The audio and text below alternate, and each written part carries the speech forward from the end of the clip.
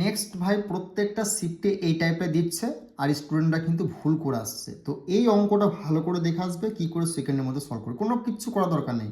তারপর তুমি পড়ে নাও, 4টি স্কিমে একটি পণ্যের ওপর ধারাবাহিক ছাড় দেওয়া হচ্ছে।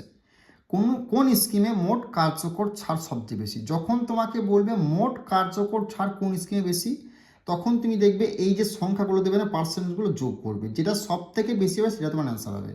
তো অটোমেটিক তুমি এই দুটোকে দিক যোগ করো, এই দুটোকে যোগ করো, এই তিনটেকে দিক যোগ করো, এই দুটোকে যোগ করো, তার সব থেকে বেশি হচ্ছে এটা, যোগ করে বেশি হবে এটা। তাহলে স্কিম 3 অপশন সি হয়ে যাবে এই প্রশ্নে তোমাদের রাইট অ্যান্সার। তাহলে আশা করছি যদি এই টাইপের অঙ্ক তুমি তোমার শিফটে দেখতে পাও, তুমি সেকেন্ডের মধ্যে করে আসতে পারো। কী করবে, যখন তোমাকে বলে কোন স্কিমে মোট কার্যকরের ছাড় সবচেয়ে বেশি, এই প্রত্যেকটা স্কিমকে তুমি যোগ করবে, যে স্কিমটা যোগ করে বেশি হবে সেটাই তোমার 100% অ্যান্সার হবে। কোনো রকম সূত্র ফর্মুলা কিন্তু এক্সাম হলে করতে যাবে না। প্রত্যেকটা শিফটে কিন্তু গ্রুপ ডি ভাই এই টাইপের দিচ্ছে। ওকে, ভালো করে দেখে যাও এই অঙ্কটা। দেখো আরআরবি গ্রুপ ডির প্রত্যেকটা সেটে আসছে। তোমরা যারা 13 তারিখ থেকে মোটামুটি 25 তারিখের মধ্যে এক্সাম দেবে আগস্ট মাসে, ভালো করে দেখে যাও।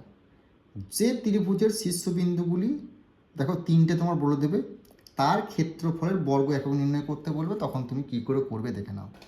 দেখো শীর্ষবিন্দুগুলি যেটা আছে 0 2 0 2 তুমি লিখবে, বোঝা গেল। যেটা আছে 2 3 2 3 তুমি লিখলে, 3 1 3 1 তুমি লিখলে।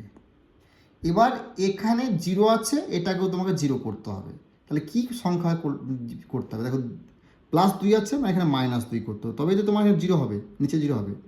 তাহলে এখানেও সেম জিনিস, -2 দিয়ে করবে, এখানে যেটা করবে সেটা এখানেও করবে, আর এখানে যেটা করবে সেটা এখানে যেটা করবে সেটা এটা এখানেও করবে, ঠিক আছে। নিয়ে তুমি দেখো 0 0 হলো, আর এখানে +2 -2 +2 মানে 0 হলো। তো এখানে 2টা 2 নেমে গেল, তো এখানে প্লাস আর মাইনাস মানে কত হলো, 1 হবে, মানে প্লাসের সঙ্গে প্লাস দেওয়ার দরকার নেই।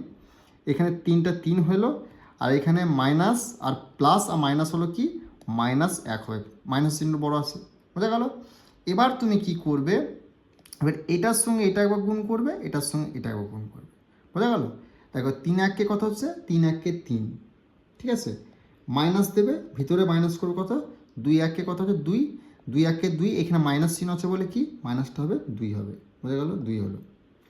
এবার তোমার কি 3 আর 2 কত হচ্ছে 5, 5 হলো। এই 5কে তুমি 2 দিয়ে ভাগ করে, 5কে 2 দিয়ে ভাগ করে কত না 2.5 হয়ে যাবে এই প্রশ্নের রাইট অ্যান্সার। কত হলো 2.5, অপশন সি হয়ে গেল এই প্রশ্নের রাইট অ্যান্সার। ভালো করে দেখে যাও, এই প্রশ্নটা কিন্তু তোমার আসবেই আসবে ভাই। ওকে,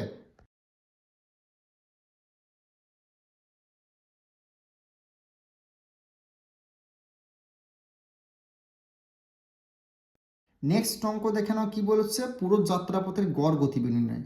দেখো যখনই তোমাকে এই টাইপের বলবো না, এক ব্যক্তির প্রথম 20 মিনিটে 36 কিমি বেগে এবং পরবর্তী 40 মিনিট 54 কিমি বেগে ভ্রমণ করে, পুরো যাত্রাপথের গড় গতিবেগ নির্ণয় করতে হবে। 2 মিনিট বলবে, 2 কিলোমিটার বলবে, তখন তুমি কি করে করবে দেখে নাও। সেই মিনিট দুটোকে প্রথমে লিখবে, মিনিট দুটো 20 মিনিট বলেছে, আর এখানে 40 মিনিট 40 মিনিট নিবে, মিনিটগুলোকে নিবে প্রথমে, ঠিক আছে, মিনিটগুলোকে নিবে। যদি কাটাকাটি যায় কাটাকাটি তুমি করবে, দেখো 20 দিয়ে ডাইরেক্ট কাটতে দাও, 20 1 কে 20, 20 দুগুণে 40, মানে 2 আর 3 অনুপাত হলো। এই টোটালটা কত হবে, টোটালটা হবে 3, বোঝা গেল। এবার তুমি কি করবে, দেখো 20 মিনিটে কত কিলোমিটার, 36 কিলোমিটার, মানে এটা হচ্ছে 36 কিলোমিটার, 3 10 6 36 কিলোমিটার হলো এটা, বোঝা গেল। আর এটা কত কিলোমিটার আছে ভাই, 54 কিলোমিটার, 40 কিলোমিটারটা কত 54 কিলোমিটার, 54 তুমি লিখলে, বোঝা গেল। আর কিচ্ছু করার দরকার নেই, এই 36 তুমি প্রথমে লিখবে, যোগ চিহ্ন দেবে, এই দুটোর মধ্যে ডিফারেন্স কত, মানে এটাতে কত বেশি আছে, 18, 18 তুমি লিখলে, ইন্টু এর উপরে যে 2টা থাকবে সেই 2টা তুমি এখানে লিখবে, আর এখানে সমান যে 3টা সেটা তুমি নিচে লিখবে, নিয়ে কাটাকাটি করে অ্যান্সার হয়ে গেল। 3 6 18, 6 দুগুণে 12, 12 আর 36 যদি যোগ করার কথা হচ্ছে 48, এটা হয়ে গেল অ্যান্সার। মানে এটা আমি করে দেখালাম বলে এত কোন টাইম লাগে, তুমি যদি এক্সাম প্র্যাকটিস করো না, এটা সেকেন্ডের মধ্যে করে আসতে পারবে এক্সাম হলে, এটাই হচ্ছে মেন প্রসেস। ওকে, তাহলে এই টাইপের অঙ্কগুলো আশা করছি করে আসতে পারবে। আর এই টাইপটা প্রত্যেকটা শিফটে ভাই গ্রুপ ডি দিচ্ছে, এই 2 মিনিট কিলোমিটার, আর 2 মিনিট আর 2 কিলোমিটার, 2 মিনিট 2 কিলোমিটার দিলে এভাবে করে মিনিট দুটোকে ভেঙে নেবে, ভেঙে দেওয়ার পর এভাবে করবে, একদম সেকেন্ডের মধ্যে অ্যান্সার বেরোবে। ওকে, নেক্সট অঙ্ক, এটাও তোমাদের গ্রুপ ডি ভাই প্রত্যেকটা সেট আসছে, ভালো করে দেখে যাও। কি বলছে, একটি গাড়ি 1 ঘন্টা মানে 1 ঘন্টায় 70 কিমি গতিবেগে এবং পরবর্তী এটা 1.5 ঘন্টায় কত বলে, 1.5 ঘন্টায় তোমার গতিবেগটা বলে নিই, ঠিক আছে, পি গতিবেগে চলে। সম্পূর্ণ যাত্রায় গড় গতিবেগ 55 কিমি হলে পি এর মান কত হবে? যদি এই টাইপের অঙ্ক বলে তখন তুমি কি করে করবে দেখে নাও। প্রথম হলো 1 ঘন্টা মানে 1 ঘন্টা বলেছে, আর ঘন্টাটা কত বলেছে 1.5 ঘন্টা, মানে হচ্ছে 1/5। এটাকে তুমি ডাবল করে নেবে, এটা 2 করে নিলে, এটা 3 করে নিলে, তাহলে সুবিধা হয়। তাহলে কত হলো 5। এটা কত বলেছে, এটা বলেছে দেখো 70 কিলোমিটার, 70 কিলোমিটার বলেছে।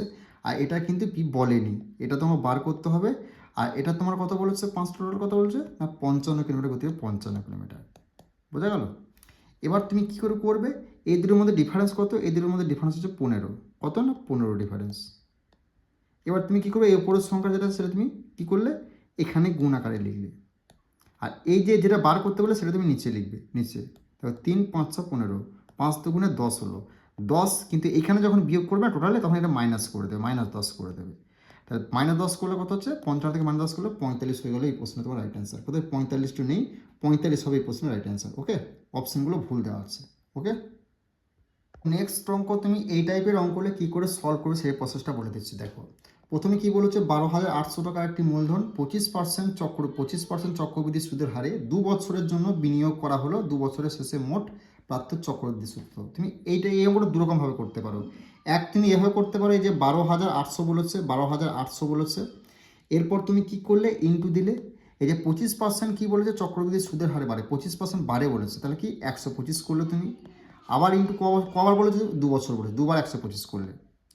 এবার এগুলার ডিজিটাল সাম কত সেটা তুমি দেখলে, সেটা তুমি কোনটা আছে সেটা তোমার অ্যান্সার হয়ে যাবে। কীরকম বলছি দেখো, 5 আর 2 8 আর 2 কত হচ্ছে 10, 10 থেকে 11, দুটো এক মানে দুটো এক যোগ করলে কত 2, ইন্টু কী করলে 5 আর 2 7, 7 একে 8, 8 হলো, ইন্টু কী করলে 5 আর 2 7 একে 8 হলো।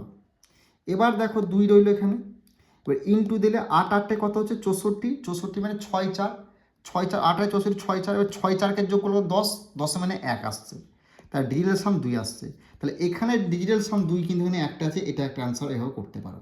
আর তুমি অঙ্কটা দিয়ে করতে চাও, অঙ্কটা কীভাবে করতে হবে দেখো, 25% মানে কত হচ্ছে, 25% মানে হচ্ছে তোমার কি 25/100 মানে কত হচ্ছে 25/25, 25 4 25 এবং 100। এই বৃদ্ধি মানে কি 4 থেকে 5, দুবার 2 বছর হলো 4 থেকে 5, 4 4 কত হচ্ছে 16, 5 5 হচ্ছে 25। এটার কত গুণে আছে 12,800, 12,800 গুণে আছে। কত গুণ 16কে কত দিয়ে গুণ করলে 12,800 হচ্ছে, 800 দিয়ে গুণ করলে হচ্ছে। তাহলে এখানে তুমি 800 দিয়ে গুণ করে দিলে, 20,000 হয়ে গেল। এবার তোমার যেটা ভালো লাগবে সেটা তুমি করবে। ওকে, তো নেক্সট অঙ্ক তোমাদের এই টাইপটা প্রত্যেকটা শিফটে দিচ্ছে, ভালো করে দেখে যাও, তারা আরআরবি গ্রুপ বি এক্সাম দেবে 100%। একটা অঙ্ক তুমি এখান থেকে দেখতে পাবে। দেখো 150 মিটার উচ্চতায় একটি ব্যক্তি 75 মিটার দীর্ঘ ছায়া ফেলে, ব্যক্তিটির সামনে তার ছায়ার বিপরীত দিকে 225 মিটার দূরে একটি ল্যাম্প রাখা আছে। ওটা 225 মিটার দূরে। ল্যাম্প থেকে নির্গত আলোক রশ্মি ব্যক্তিটির মাথার ওপর দিয়ে গিয়ে ছায়ার শেষ প্রান্তে পৌঁছায়। ল্যাম্পটির উচ্চতা নির্ণয় করো। যখন তোমাকে ল্যাম্পটির বা পোলটির উচ্চতা নির্ণয় করতে হবে তখন তুমি কি করবে, এই যে বলেছে কি প্রথম 150 মিটার উচ্চতার একটি ব্যক্তিগত দীর্ঘ কত 75 মিটার দীর্ঘ ছায়া ফেলে, কত মিটার দীর্ঘ ছায়া ফেলে 75 মিটার, সে 75টা তুমি প্রথমে লিখবে, ছায়া ফেলে যে প্রথমে লিখলে, যোগ করবে কি, কোনটা যোগ করবে, দেখবে যে ব্যক্তিটির সামনে যে বিপরীত দিকে 225 মিটার দূরে একটি ল্যাম্পে রাখা আছে, 225 মিটার দূরে ল্যাম্পে রাখা আছে, 200 যেটা বলবে সেটা তুমি যোগ করলে, তো 225 যোগ করলে কত 300, এই 300কে তুমি কী করবে 2 দিয়ে গুণ করে দেবে, 600 হয়ে গেলে এই প্রশ্নের রাইট অ্যান্সার। আর কিচ্ছু মনে রাখার দরকার, শুধু এই জিনিসটা মনে রাখো, 100% তুমি করে আসবে। 150 মিটার উচ্চতায় যেটা থাকবে সেটা তুমি প্রথমে বাদ দিয়ে দেবে, 150 মিটার উচ্চতা এক ব্যক্তি যেটা বলো সেটা তুমি বাদ দেবে, যেটা তুমি দীর্ঘ ছায়া ফেলে সেটা, আর যেটা দূরে এত ল্যাম্প রাখা আছে সেটা যোগ করে দেবে, সেটাকে যোগ করে 2 দিয়ে তুমি গুণ করে দেবে, অ্যান্সার বেরিয়ে যাবে। ওকে, নেক্সট অঙ্ক দেখে নাও, এই টাইপটা গুরুদ্বীপ প্রত্যেকটা শিফটে হয়ে আসছে, ভালো করে দেখে নাও। কী বলে হচ্ছে, একটি পরীক্ষায় 400 জন শিক্ষার্থীর গড় নাম্বার হচ্ছে 72%। এবার এটা প্রথম 120 জন শিক্ষার্থীর গড় নাম্বার হচ্ছে 80%, পরবর্তী 80 জন শিক্ষার্থীর গড় নাম্বার 60%, অবশিষ্ট 200 জন শিক্ষার্থীর গড় নাম্বার নির্ণয় করতে বলো। তাহলে প্রথম বলেছে কি 120, সেই 120টা তুমি লিখলে, প্রথম 120 জন বলেছে 120 জন লিখবে, এবং পরবর্তী 80 জন বলেছে 80 জনটা তুমি লিখলে, এবং তারপর কতজন বলেছে অবশেষে 200 জনের বারে 200 জন তুমি লিখলে। এদের অনুপাতগুলো তুমি বার করবে। দেখো 0 কাটলে 0 কাটলে 0 কাটলে 4 দিয়ে দিলে, এই 4 দিলে কত 3 4 12, 4 দুগুণে 8, 4 5 20, বোঝা গেল। অনুপাতগুলো দিলে টোটালটা যোগ করলে কত হচ্ছে, মোটটা যোগ করলে কত হচ্ছে না 3 2 5 বা 10, বোঝা গেল। দেখো প্রথমেরটা কত নম্বর গড় বলেছে 80, প্রথম 120 জন শিক্ষার্থী দেবে 80%, 80 তুমি লিখলে, বোঝা গেল 80 তুমি লিখলে।